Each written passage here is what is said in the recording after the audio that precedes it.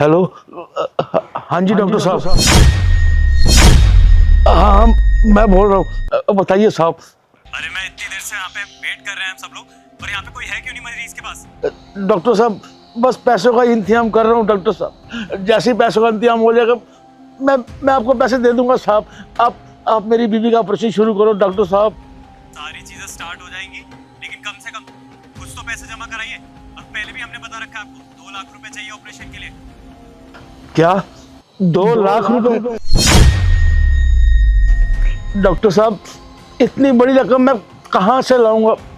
Doctor साहब आप मेरी बीवी का इलाज करवाइए, मैं कुछ ना। इलाज तो हम करा देंगे, और वो सब हमें नहीं पता। और पैसे अगर टाइम पे नहीं मिले तो हम इलाज शुरू नहीं कर पाएंगे। और बाकी आप देख लेना, अगर कुछ हुआ तो मरीज को। Hello hello. अरे मेरा फोन काट दिया। हे भगवान, इतनी बड़ी रकम मैं कहाँ से लाऊंगा? मैं अपनी बीवी को बचा पाऊंगा कि नहीं बचा पाऊंगा मुझे नहीं मालूम। क्या करूं?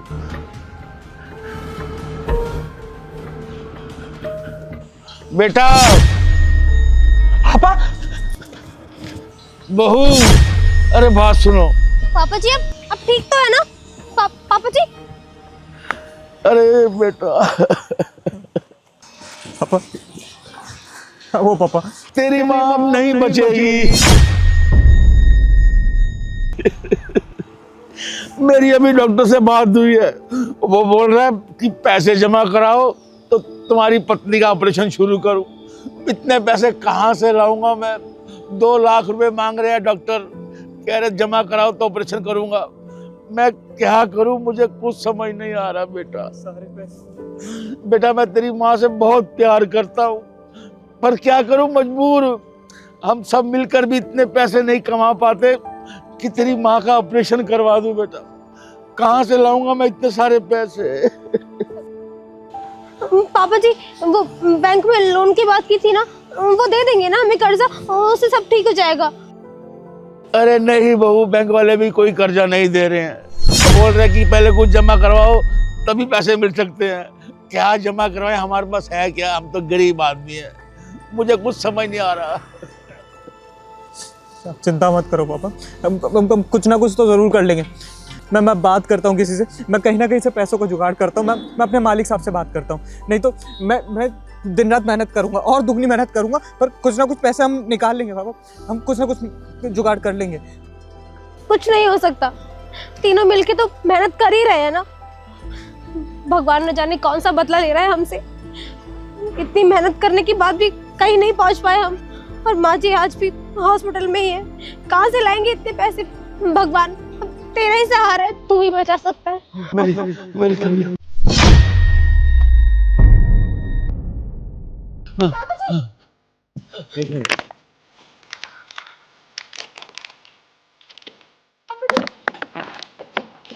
खड़े हो। मेरी बीवी को बचाओ। अरे आप परेशान ना होइए, और आप लोगों को तो इनकी हिम्मत बांधनी चाहिए। आप परेशान ना होइए, रुकिए, मैं एम्बुलेंस को कॉल कर देता हूँ। एम्बुलेंस आके लेके चली जाएगी इन्हें, ठीक है? परेशान ना होइए आप। पापा बिल्कुल चिंता मत करिए, हम आपको भी हॉस्पिटल लेके चल रहे हैं, ठीक? वहाँ पे मम्मी को भी दिखा लेंगे, कुछ ना कुछ तो हो जाएगा। मैं करता हूँ कुछ ना कुछ पैसों को जुगाड़ करके। पापा जी आप अब ठीक तो है ना पापा जी? अरे गरीब आदमी की ना कोई जिंदगी नहीं। गरीब आदमी, गरीब तो पैदा होता ही भूखा मरने के लिए।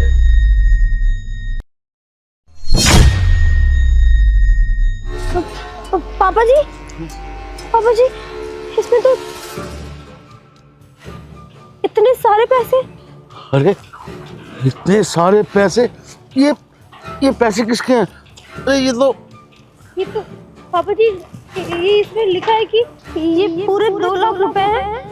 उम्मीद करता हूँ इससे उनका इलाज हो जाएगा, और उनका पता भी है। भगवान ने सुन ली हमारे पापा जी, भगवान ने सुन ली। लगता है जो साहब आए थे ना, ये बैग उनका है, और उन्होंने हमारी मदद की है बेटा। बहू वो इंसान नहीं, इंसान के रूप में देवता था बेटा, देवता। इसमें तो उनका पता भी लिखा हुआ है। हम उनके पास चलते हैं बेटा। उनका बहुत बहुत शुक्रिया। चल बेटा चलो, चल बेटा चल।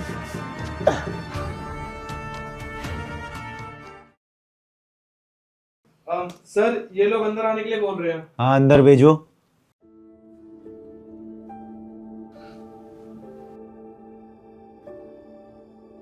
नमस्ते साहब। अरे नमस्ते नमस्ते। उम्मीद करता हूँ कुछ खुशखबरी ही होगी। हो गया था आपकी माँ का ऑपरेशन? साहब आप इंसान नहीं, इंसान के रूप में देवता हैं साहब।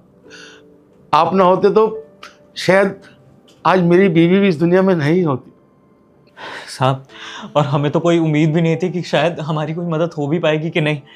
आप फरिश्ते की तरह है और आपने हमारी पैसों की ज़रूरतें पूरी कर दी और हमारी माँ भी बच गई। बहुत बहुत शुक्रिया साहब। हाँ साहब, बहुत बहुत शुक्रिया। पर मुझे ये समझ नहीं आ रहा आपने हमारी मदद की क्यों? मतलब हम तो आपको जानते भी नहीं, ना आपसे मदद लेने आए थे, और फिर भी आप हमारी मदद करके चले गए।